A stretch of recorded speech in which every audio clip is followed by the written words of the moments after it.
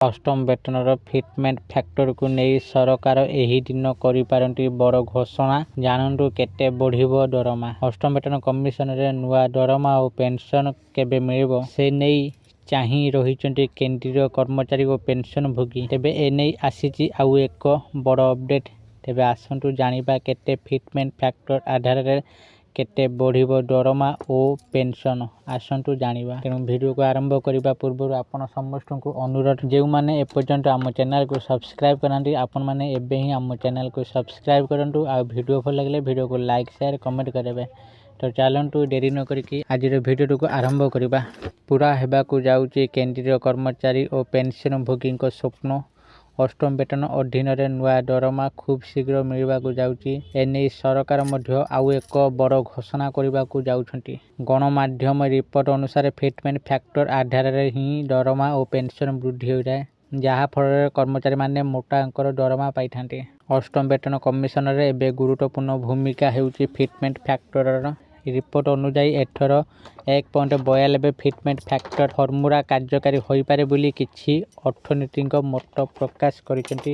ଉଦାହରଣ ସ୍ୱରୂପ, ଯଦି ଜଣେ କର୍ମଚାରୀଙ୍କ ମୂଳ ଦରମା 18,000 ହୋଇଥାଏ ଆଉ ଯଦି ସରକାର ଅଷ୍ଟମ ବେତନରେ ଫିଟମେଣ୍ଟ ଫ୍ୟାକ୍ଟର 1.92 ଲାଗୁ କରନ୍ତି, ତେବେ ତାଙ୍କୁ ନୂତନ ଦରମା 34,560 ଟଙ୍କାକୁ ବୃଦ୍ଧି ହେବ। ସେହିପରି ଗ୍ରେଡ୍ 2 କର୍ମଚାରୀଙ୍କ ମୂଳ ଦରମା ଏବେ 19,900 ଟଙ୍କା ଅଛି। ତେବେ ଫିଟମେଣ୍ଟ ଫ୍ୟାକ୍ଟର 1.92 ଆଧାରରେ ସେମାନଙ୍କ ଦରମା 30,208 ଟଙ୍କାକୁ ବୃଦ୍ଧି ହୋଇପାରେ ବୋଲି ଆଶା କରାଯାଉଛି। ଅଷ୍ଟମ ବେତନ ଲାଗୁ ହେବା ପରେ କେବଳ ମୂଳ ଦରମା ନୁହେଁ, ମହଙ୍ଗା ଭତ୍ତା ମଧ୍ୟ ବୃଦ୍ଧି ପାଇବ। ମୋଟା ଦରମା ମିଳିବା ସହ ଘରଭଡ଼ା, ପରିବହନ ଭତ୍ତାରେ ମଧ୍ୟ ଅହେତୁକ ବୃଦ୍ଧି ଘଟିବ।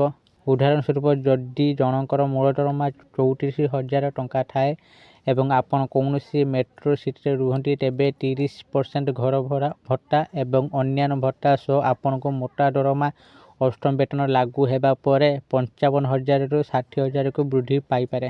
ସରକାରୀ ନିୟମ ମୁତାବକ ସାଧାରଣତଃ ପ୍ରତି 10 ବର୍ଷରେ ନୂଆ କମିଶନ ଲାଗୁ ହୁଏ। 2016ରେ ସପ୍ତମ ବେତନ କମିଶନ କାର୍ଯ୍ୟକାରୀ ହୋଇଥିଲା। ତେଣୁ ଅଷ୍ଟମ ବେତନ କମିଶନର ସୁପାରିଶ 2026 ଜାନୁଆରୀରୁ କାର୍ଯ୍ୟକାରୀ ହେବ ବୋଲି ଆଶା କରାଯାଉଛି। ହେଲେ ସରକାର ଏପର୍ଯ୍ୟନ୍ତ କୌଣସି ଆନୁଷ୍ଠାନିକ ଘୋଷଣା କରିନାହାନ୍ତି। ହେଲେ ବିଶେଷଜ୍ଞଙ୍କ ମତରେ କର୍ମଚାରୀ ଓ ପେନ୍ସନଭୋଗୀଙ୍କ ଦାବିକୁ ଆଖି ଆଗରେ ରଖି ସରକାର ଖୁବ୍ ଶୀଘ୍ର ଫିଟମେଣ୍ଟ ଫ୍ୟାକ୍ଟର ଉପରେ କୌଣସି ଏକ ବଡ଼ ନିଷ୍ପତ୍ତି ଜାନୁଆରୀ ଶେଷ ସପ୍ତାହରେ ନେଇପାରନ୍ତି। ଯଦି ସରକାର 1.92 ଫିଟମେଣ୍ଟ ଫ୍ୟାକ୍ଟରର ଢାଞ୍ଚାକୁ ଲାଗୁ କରନ୍ତି, ତେବେ ଲକ୍ଷ ଲକ୍ଷ କର୍ମଚାରୀଙ୍କ ସହ ପେନ୍ସନଭୋଗୀ ଉପକୃତ ହେବେ। ଆଶା କରୁଛି ଆପଣମାନଙ୍କୁ ଆଜିର ଏହି ଭିଡ଼ିଓଟି ନିଶ୍ଚିତ ଭାବରେ ଭଲ ଲାଗିଥିବ ଓ ଆପଣମାନେ ଭିଡ଼ିଓ ଦେଖି ସବୁକିଛି ବୁଝି ଯାଇଥିବେ।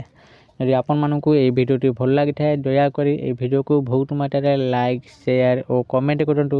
ଆଉ ଯେଉଁମାନେ ଏପର୍ଯ୍ୟନ୍ତ ଆମ ଚ୍ୟାନେଲକୁ ସବସ୍କ୍ରାଇବ୍ କରିନାହାନ୍ତି ଆପଣମାନଙ୍କୁ ଅନୁରୋଧ, ଆପଣମାନେ ଏବେ ହିଁ ଆମ ଚ୍ୟାନେଲକୁ ସବସ୍କ୍ରାଇବ୍ କରନ୍ତୁ। ଆଜି ପାଇଁ ଏତିକି। ପୁଣି ଦେଖା ହେବ ଆଉ ଏକ ଭିଡ଼ିଓରେ। ସେତେ ପର୍ଯ୍ୟନ୍ତ ମୁଁ ଦୀପୁ ଆପଣମାନଙ୍କଠାରୁ ବିଦାୟ ନେଉଛି। ରହୁଛି। ଧନ୍ୟବାଦ।